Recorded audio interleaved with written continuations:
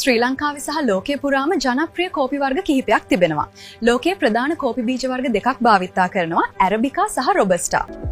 කෝපි සාධන ආකාරය අනුව ඔවා කිහිපයකට බෙදිය හැකිය.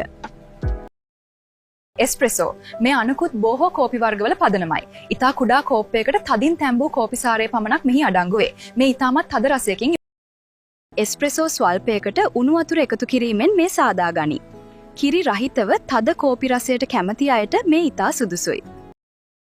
ලොව පුරා ඉතා ජනප්‍රිය පානයකි. මෙහි සමාන ප්‍රමාණවලින් ඔස්ප්‍රෙසෝ, රත් කළ කිරි, කිරිපෙන අඩංගු වේ.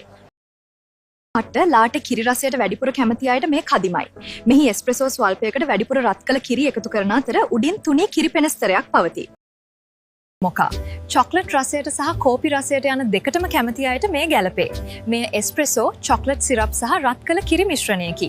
ශ්‍රී ලංකාවේ කෝපි සංස්කෘතිය තුළ අපි සාමාන්‍යයෙන් නිවසේදී බොන්නේ ප්ලේන් කොෆි හෝ මිල්ක් කොෆිය. ඔබ වඩාවත්ම කැමති තද රස ඇති කෝපි වර්ගවලටද නැතිනම කිරි සහ සීනි අඩංගු මිහිරි කෝපි වර්ගවලටද පහලින් කමෙන්ට් කරන්න. මාව සබ්ස්ක්‍රයිබ් කරලා තියාගන්න, ලයික් කරන්න, ෂෙයා කරන්න.